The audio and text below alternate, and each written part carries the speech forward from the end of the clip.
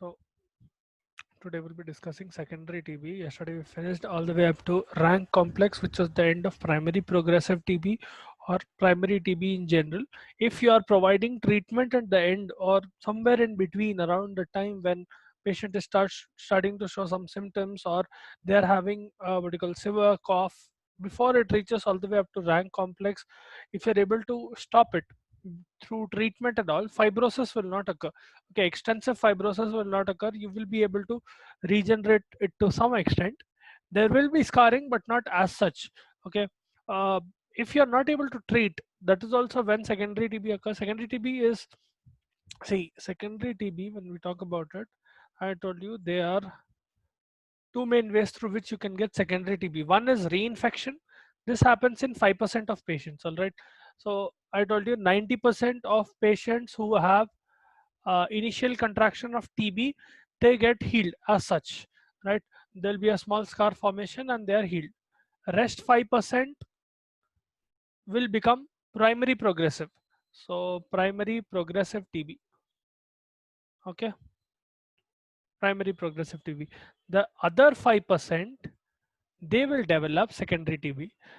They develop it either through reinfection or by reactivation, in the sense that they are getting infected again by a different person who already has TB, or they have become immunocompromised due to age or due to whatever condition they have, because of which their immunity is lacking. And at that time, in case of latent TB, or I told you yesterday dormant TB, wherein Mycobacterium tuberculosis sits inside your lung waiting for the patient's immunity to go down, during that time you will have a reinfection of TB internally. So that is different, right? Your dormant TB, that is reactivating. So what happens in secondary TB? Now your secondary TB, you'll be able to mainly see TB spreading to all the lobes. Okay, it will happen in your lower lobe, in your upper lobe, and it can happen bilaterally as well. And it will involve prominently, your lymph node will get prominently involved in this, in the sense that there will also be cavitation in your lung. So I'll show you one image. In secondary TB, what happens is, if you can see these are cavities that are created. If you can see this, these are cavities that are created in the lung. This happens in secondary TB because of erosion. Basically, the what you call tissue is getting damaged and it is getting eroded. It ends up in cavities being formed. Now in these cavities, or through these cavities, you'll have a lot of sputum being coming out as well, which will contain bacteria. So you yourself will become a transmitter as well. So someone who has secondary TB, technically people who have primary TB, they can also be transmitters, but in this case secondary TB, especially the people who are starting to have bacterial sputum. So bacterial sputum is a common sign in this.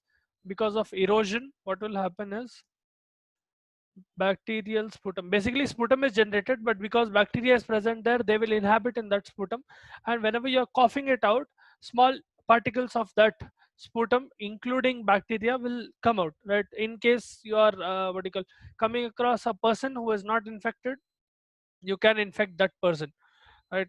That is one thing that happens in secondary TB. And if the patient is mildly immunocompromised, let's say the person is mildly immunocompromised, in them the chance of getting extrapulmonary involvement will be 10 to 15%. So 10 to 15% extrapulmonary, I'll just write extra PUL involvement, meaning other than their lung. uh, in such patients, in patients who are mildly immunocompromised, they do not have completely weak immunity but slightly weak immunity, in that, in those patients, 10 to 15% of their extrapulmonary organs, that is your lungs, kidneys and whatnot, they will get involved. If a patient is severely immunocompromised, okay, so severe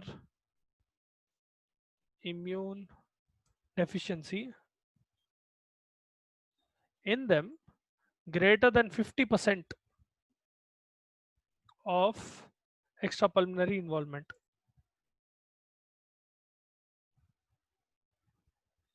Okay, in them extrapulmonary involvement will be very severe. The frequency of involvement will be more than 50%. Okay, significantly more than mildly immunocompromised. So depending on how much what you call immunity you have, if you have lower immunity, more extrapulmonary involvement will be there where your other organs are getting affected.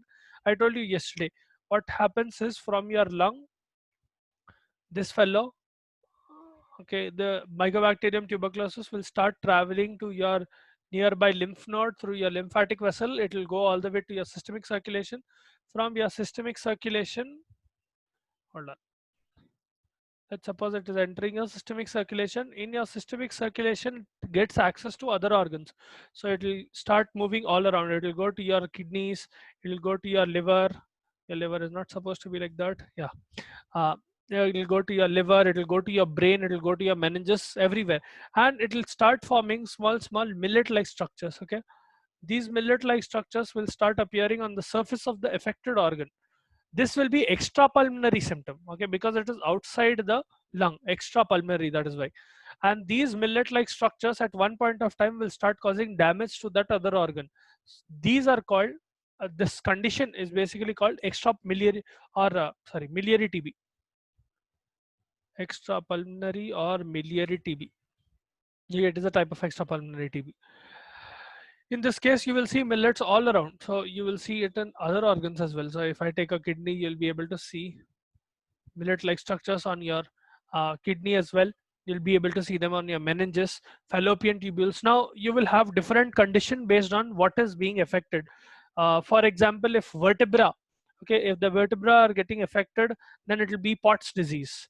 So if vertebrae are getting affected by extra pulmonary TB, it's called Pott's disease.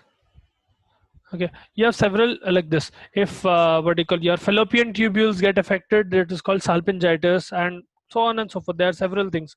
Okay, now at this point also, if you are able to give drugs and treatment is able to stop the progression of the disease, what ends up happening is you will have fibrosis and progression stops during this period of time because of extensive damage. See, this is proper thick disease, so there is a lot of clinical symptoms also. You will see one symptom that you will see is whenever this damage occurs all the way up to your blood vessels will get eroded, especially nearby blood vessels here. So nearby here the blood vessels, because of inflammatory damage, because of damage through your bacteria, what ends up happening is these blood vessels get ruptured and you will start coughing what do you call, blood, literally. You will also start vomiting blood sometimes. Okay, it will be so severe that you will start vomiting blood. That is called hemoptysis. Hemoptysis is a sign of TB as well. Okay, in TB, patients have hemoptysis. In case the patient is not able to get treated properly, meaning treatment is inadequate or they were not given treatment altogether, or if the patient's host defenses are like completely blown away, they do not have proper host defense, meaning immunity is very weak. Okay, in that miliary TB occurs a lot. Okay, miliary TB will progress a lot. See, if you can see in this condition here, mildly immunocompromised patients will have very little involvement. This is not true miliary TB. You will have a little bit of extrapulmonary involvement, but you cannot call it miliary TB completely. In this, you will see miliary TB where severe immunodeficiency is occurring. That is when proper miliary TB will occur, where other organs are also getting damaged. All right, you will see small yellowish white consolidations. Right. Now, sometimes your TB might go all the way up to your pleural cavity as well, where it is causing other conditions like suppose it can cause pleural effusions. So your pleural cavity, I'll draw it this way. This, I hope you remember what is your pleural cavity. The space in between your visceral and parietal pleura, the sac that is housing your lungs, right? That is your pleural cavity. Here in this pleural cavity, sometimes TB will progress and enter this pleural cavity, causing edema to build up there. And what will happen is you will have a harder time to breathe, because if fluid builds up here around your lungs will not be able to expand properly. Alright, the next topic that we study, pleural effusions, you will understand this in better in that. But basically TB will progress all over in your lung and it will start spreading. It might even lead to pneumonia. So there is something called tuberculous pneumonia, that is a complication of tuberculosis because of see, pneumonia is acute inflammation in your lung. Here, because of so much of bacterial damage, it can lead to acute inflammation and inflammatory damage as such, right? Coming to clinical features of your tuberculosis, that is about your secondary TB. Okay, the only difference between primary and secondary TB you will see is the presence of miliary tuberculosis, this fellow, and what do you call, something that is occurring again in a patient. Okay, those are the two main differences. Secondary TB is a condition in which TB is occurring again in a patient or it is getting reactivated, leading to biliary TB. In primary progressive TB, what happens is the initial infection was not stopped and it went all the way up to lung damage. Sometimes in rare conditions, you will also see primary progressive TB going all the way up to miliary TB. If treatment is not given, primary progressive TB can also become miliary, meaning it will start affecting other organs. Now, initially, either TB or secondary TB, primary TB, they will remain asymptomatic. I told you, for the first 3 weeks, you will not have proper symptoms. You'll be in only in the infectious stage, wherein the bacteria is dividing but not causing any clinical symptoms. So that will go on for almost for the first 3 weeks. During that period of time, you might have slight fever. Later on, as the disease progresses, what ends up happening is a lot of cytokines will be released. So let me write it down this way. Coming to clinical manifestations, uh, did you guys understand what is secondary TB? It is very similar to primary TB, the only difference being miliary TB is added here. If you have doubts, please feel free to stop me at any time.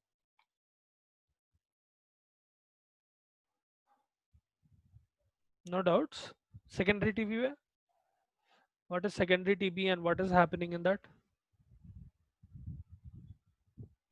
You can put it in the chat as well if you want to.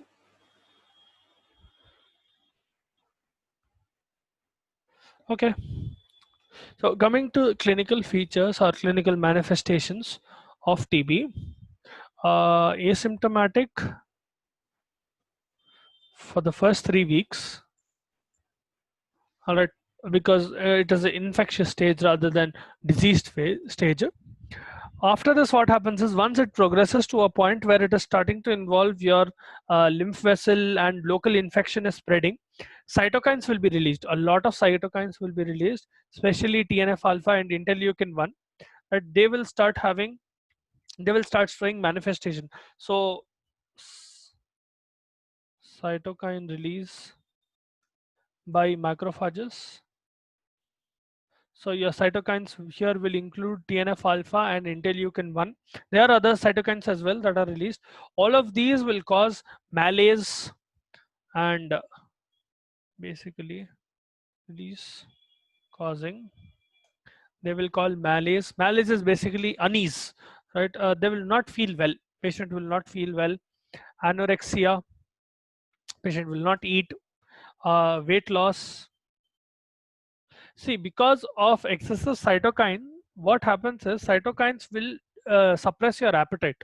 That is one thing that cytokines do. That is why the patient will become anorexic. Ultimately, there will be weight loss along with fever. Okay. Initially, it is low grade and remittent. Later on, it will become high grade. Okay. Initially, in the first 3 weeks, it will be low grade fever and it will be remittent in the sense that, we write it like this: low grade and remittent, in the sense that remittent meaning it will appear late in the afternoon. Okay, it will come around late afternoon and something like that, and by the end of the by evening or by night it will subside. So it will keep on occurring again and again. It will become recurrent and it will stay for a very short period of time and it will go away. So that is remittent fever. And night sweats. Night sweats are also a classic sign of your TB. Night sweats occur in the patient.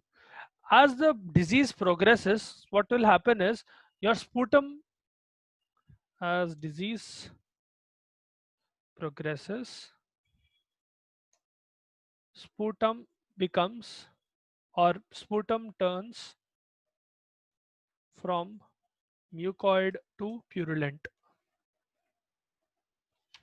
This means whenever the infection is starting, initially whenever there is an infection, what happens is your mucus will be, or the sputum that comes out is mucoid. It is mucus like, it contains mainly mucus. As the disease progresses, more and more damage is occurring. Now you know wherever there is inflammatory damage, there will be pus formation. So purulent basically means that the sputum turns pus like, it will become more like pus. So instead of sputum being more like mucus, it will become more like pus. I hope you know the difference between mucus and pus, right? It will become clear, and sometimes that pus will start smelling. So when they cough, it will be very what you call smelly cough kind of thing. Okay, sometimes, not always, but it might happen. If they have purulent cough, then the cough might smell, right? When cavitation appears, generally you will be able to see what you call bacilli present in this sputum. So they will become active transmitters. So they themselves will transmit a lot of this bacteria to other people when cavitation develops around secondary TB stage, right? Also, hemoptysis might occur. So hemoptysis generally occurs in around 50% of the patient, not in every patient, but hemoptysis occurs in 50% of patients. All right. Now, these are pulmonary manifestations. If I talk about extrapulmonary manifestations, this is all happening in lungs or because of a problem in lung. Okay, the one on the left, clinical manifestation. If I talk about extrapulmonary manifestations, one is vertebra, which I just told you. If vertebrae get involved, it is called Pott's disease. Basically, it will start, the infection will spread to your vertebrae and you'll start having neurological dysfunction. Okay, then if it occurs in your fallopian tubules or fallopian tubes, fallopian tubes, basically they get inflamed.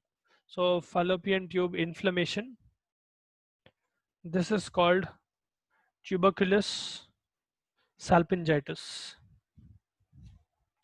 Uh, in case of meninges, if meninges get involved, your dura papaya and arachnoid matter, this will be called tuberculous meningitis. Now, in tuberculous meningitis, what ends up happening is the patient will have quite a lot of headache, and they will have neurological deficits. So, basically their brain will not function properly because of damage. All right, their motor and sensory perceptions might get impaired. Sometimes patients will also have paraplegia. They will get paralyzed. Okay, or they might even have weakness in their limbs. Okay, even if they don't go all the way up to paraplegia, they might have weakness, severe weakness in their limbs. All right, these are the manifestations of TB. I hope you understood this. समझ में आया? Okay.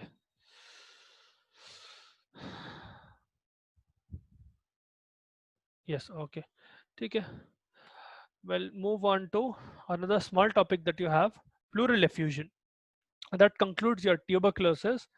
We'll do pleural effusion as well today. Sorry, pleural effusion. Now, pleural effusion basically means buildup of fluid in your pleural cavity. Okay, if I take your average lung like this,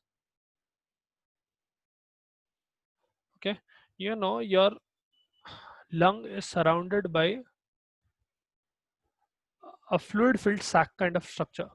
Okay, let me draw it a little lower so that you can see.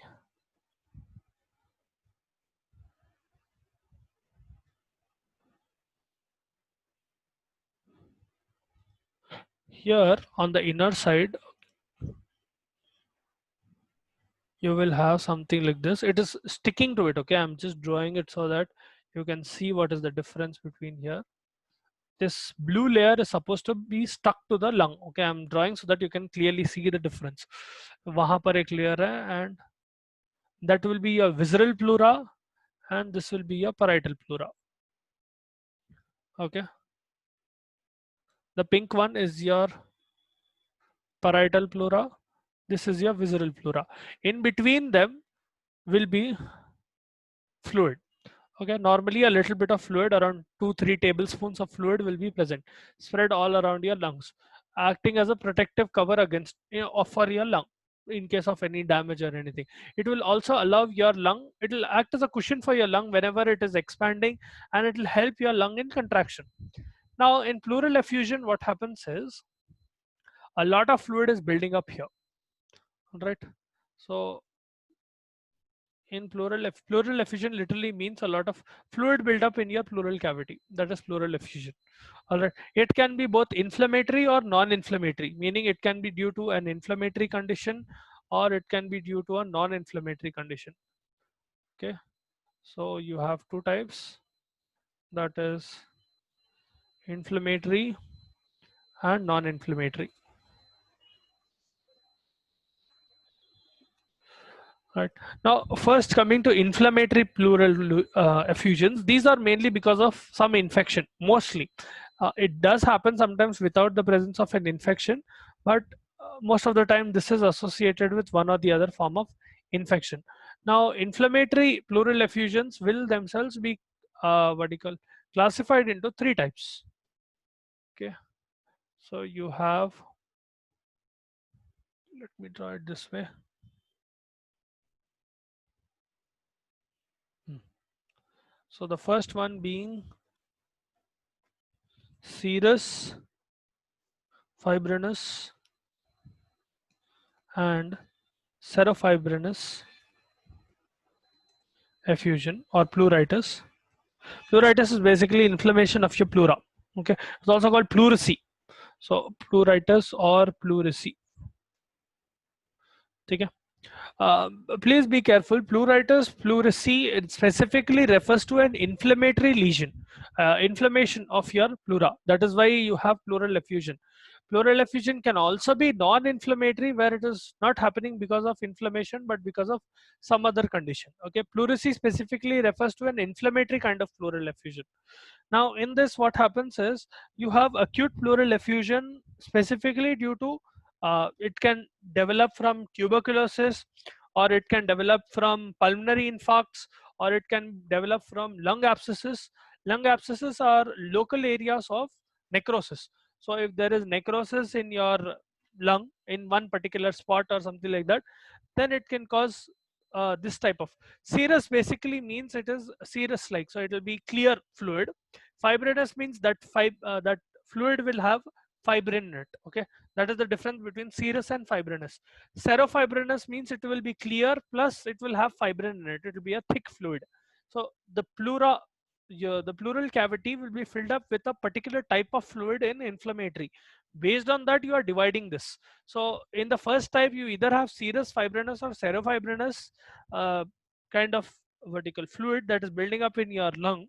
Now, common causes for these will be, if we are talking about infectious causes, then mostly it will be infectious, but infective causes will be, hold on one second. Yeah, infective causes are TB or pneumonia, or meaning they are having pneumonia or TB which is progressing to your pleura. I just told you, if they have an infection in their lung which reaches their pleura, that is when this is occurring. Or bronchiectasis or lung abscess. Lung abscess is a local area of necrosis. All right, in one particular spot there is necrosis occurring in your lung. Some, there are other causes as well. For example, if there is a lung tumor irradiation, or if there are some other systemic infection that the patient has, like typhoid, in those conditions also serous or serofibrinous type of pleurisy can occur, but it is rarer. Mostly it will be because of this infection. All right, the patient will generally have a lot of chest pain on breathing, and when you auscultate, you'll be able to hear friction sound. Okay, whenever you are trying to auscultate the patient, basically when you perform auscultation, audible friction kind of rub you'll be able to hear. Okay, that is one of the symptoms. Coming to the next type, so this was about sort of, you don't have these in a lot of detail, just briefly given. The whole topic itself is very, very small, pleural effusion. The secondary type will be suppurative. Suppurative pleuritis. Now, if you remember, I told you suppuration or suppurative basically means something related to pus formation, right? So in this, what happens is, in the previous one, you had serous or fibrinous type of fluid, right? Right now, in your pleural cavity, in this condition, a bacteria or mycotic infection is involved, which is basically converting this into a purulent exudate. So what happens is, let me write it this way: bacteria or mycotic infection in your pleural cavity, obviously. In pleural cavity, this fellow will convert your serofibrinous or fibrinous type, okay, into, okay, let me change the color a little bit. Not changing. So you can see the difference. Bacterial or mycotic infection, what they will do is, the prerequisite is that the patient should already have serous or serofibrinous type of pleuritis. In that condition, what will happen is, hold on, here should be pleuritis. Serous serofibrinous and fibrinous pleuritis or pleurisy.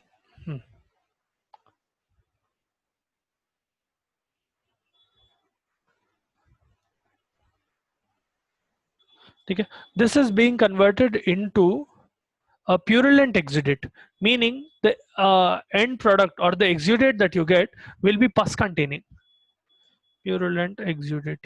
Because bacteria is present, what they will do is that serous or serofibrinous fluid that was present in your uh, pleural cavity, because of infection, there will be inflammatory damage. Whenever there is inflammatory damage, it will end up in the formation of pus. That is how you get purulent exudate. Okay, exudate is the proteinaceous fluid that is coming out. So purulent exudate basically means the pus containing fluid. And the main cause for this will be a pyogenic bacteria. So pyogenic bacteria are the main causative agent. Pyogenic means pus creating. Okay, so a pyogenic bacteria in your lung. So if there is a pyogenic infection in your lung by a pyogenic bacteria, in that condition, if your lung already has serous or serofibrinous type of pleuritis, what ends up happening is, let's suppose a patient is there who had TB, right? In that patient, that TB is reaching all the way up to pleura. If it is reaching pleura and it is causing serous or serofibrinous type of pleurisy, the patient is already suffering. In that condition, let's suppose the patient becomes immunocompromised and they get another infection by a bacteria that causes pus formation. Okay, what will end up happening is the pleural fluid that is present in your pleural cavity, the serous or serofibrinous type, that will convert into a pus-like fluid. Okay, that is when you have suppurative pleuritis, or what you call purulent exudate being found by suppurative pleuritis. Okay, I hope you are understanding. Please feel free to stop me at any time if you're not understanding, or if you want me to repeat anything. The third type will be hemorrhagic pleuritis. Now, hemorrhagic pleuritis is pretty simple. This is basically a condition in which the inflammatory or exfoliated cells are coming into your pleural fluid. Okay, this can be due to a bleeding disorder, or this can be due to rickettsial diseases. Rickettsia is a type of bacteria. It can be due to that. Let me write it down.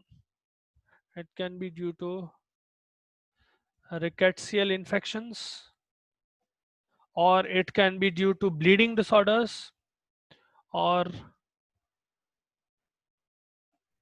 right, where there is excessive amount of blood thinning and bleeding occurring there, or it can be metastatic pleural involvement, in the sense cancer. Pleural involvement, right? In any case, what will happen is your exfoliated cells will start coming into the pleural fluid. So the exudate that is coming, that will start having what you call blood cells and that type. That is why it is called hemorrhagic pleuritis. All right, inflammatory cells and blood cells, you will start seeing them in your pleural cavity. That is when you have hemorrhagic type of pleuritis. These are the three types of inflammatory causes of pleural effusion. Okay, now if you understood this, we'll go to non-inflammatory kind. समझ में आया ये क्या हो रहा? Sir, पक्का? Yes, sir. अच्छा ठीक sir, है. can you please repeat suppurative pleuritis? Okay, suppurative pleuritis is a condition in which there is a bacteria that is converting serous or serofibrinous or fibrinous type of pleuritis into pus. Okay, so this is by a pyogenic bacteria. In the example that I gave you, let's suppose there is a patient who has a lung infection. It can be any lung infection. I've mentioned some of them there. Let's suppose it is some type of pneumonia or some infection, because of which that infection is reaching all the way up to your pleura, your pleural fluid. Okay, normally it should not, but let's suppose it is reaching. Okay, so you have your lung. Oh dear, your lung is not supposed to be like that, right? So what the hell? Let's suppose this is your lung and you have your pleural cavity around here. So let me draw it this way. Okay, so this is your pleural cavity containing a pleural fluid. You have an infection that is originating somewhere in your lung like this, and it is spreading. At one point it reaches your pleura, let's suppose, and it is causing serous type of pleurisy, okay, or pleuritis. It is basically causing inflammation in your pleural cavity, and pleurisy is occurring. Now along with this type of infection, let's suppose a pyogenic bacteria comes that can form pus.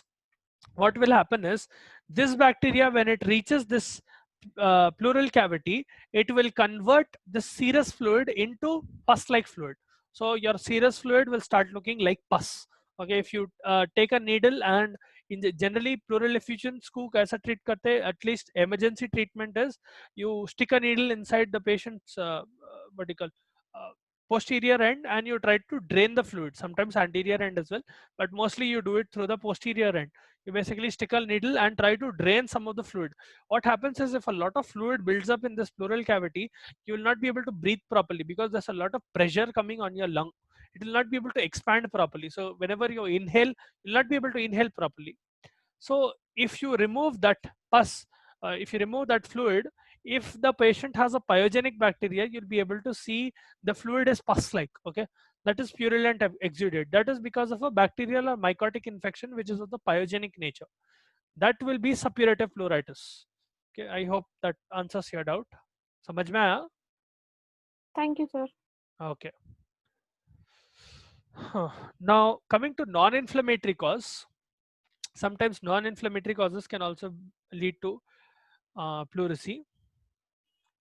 Non-inflammatory causes में again three types आते. One is hydrothorax. So one second. So 1, 2, and 3. Okay, enough space. So the first one is hydrothorax. Now hydrothorax, this is a non-inflammatory accumulation of serous fluid, okay, in your pleural cavities. This can be unilateral or bilateral depending on what is the cause. Okay, this is generally due to renal failure or congestive heart failure. See, congestive heart failure से कैसा आता, आप लोगों को eventually ये lung होने के बाद heart का start होता pathology, but congestive heart failure is a condition in which blood is being accumulated inside your heart. A lot of blood gets accumulated, especially in your right ventricle. So if I draw a heart like this, let's suppose this is a heart. Okay,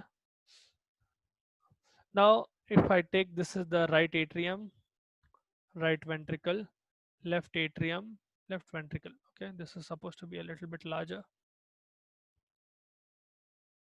Technically your heart is not supposed to look like this, but well, what the hell. Okay. Now what happens is, a lot of fluid is being built up here in your right ventricle. You know, right ventricle opens into your, what does it open into? What blood vessel?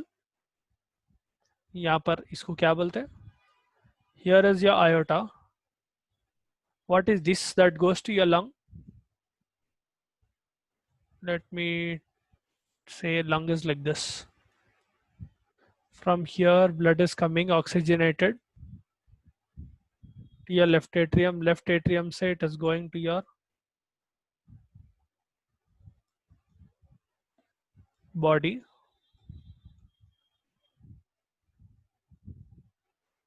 from body you get it into your right atrium. This is the cycle basically. So what is this fellow? What is this fellow's Pulmonary name? artery. Yes, pulmonary artery. Now, what happens is when a lot of blood gets accumulated in your right ventricle, what ends up happening is a lot of pressure is built up in your right ventricle. Basically, this fellow is not able to push blood out. Okay, right ventricle is supposed to push blood out here, right? It is not able to do that. Ultimately, what will happen? It can start in your right ventricle or your left ventricle. Either way, because of a lot of blood being accumulated in your heart, there will be back end pressure. So your lung is providing oxygenated blood to your left atrium, right? Now let's suppose there is congestion in your left ventricle and that creates pressure in your left atrium, because of which there is pressure back. Okay, because blood is not able to flow, your lung is not able to, basically what happens is in this pulmonary arteries or pulmonary veins specifically, your blood is not able to go out. If blood is not able to go out, these will have a lot of pressure inside. Okay, these fellows will have a lot of pressure in them. Because of this excessive pressure, they will start putting pressure in your lung as well.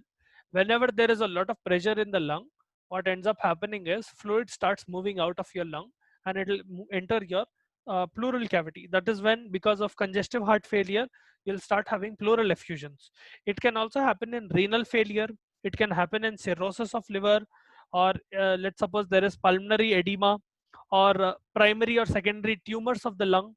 If there is cancer involvement of your lung, all of them can cause hydrothorax, wherein literally fluid is building up in your lung, not the inflammatory kind. This is simply edema type, okay, not the inflammatory type.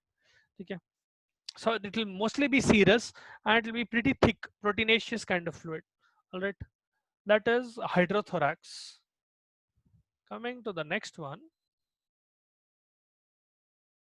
hemothorax.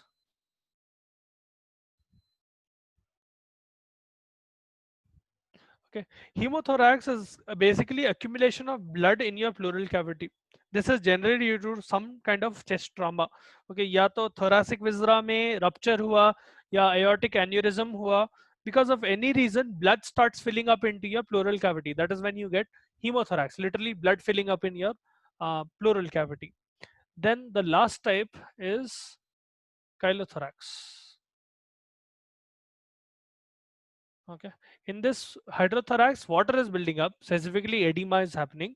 In hemothorax, these are all non-inflammatory type. Hemothorax, blood is getting accumulated. Then the last one is chylothorax.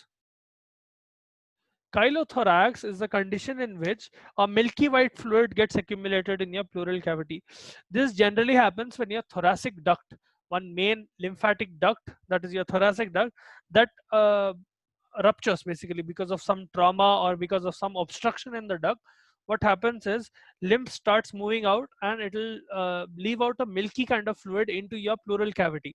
So the pleural cavity will be filled up with a milky fluid that generally is associated with your thoracic duct. Okay, just write it here, associated with thoracic duct, thoracic lymphatic duct. Okay, so these are the three types of non-inflammatory ways through which you can get pleural effusions. This completes your pleural effusion as well. I told you it's a very small topic. Okay, tomorrow we'll start lung abscess. I hope you understood today's class. Yes, sir.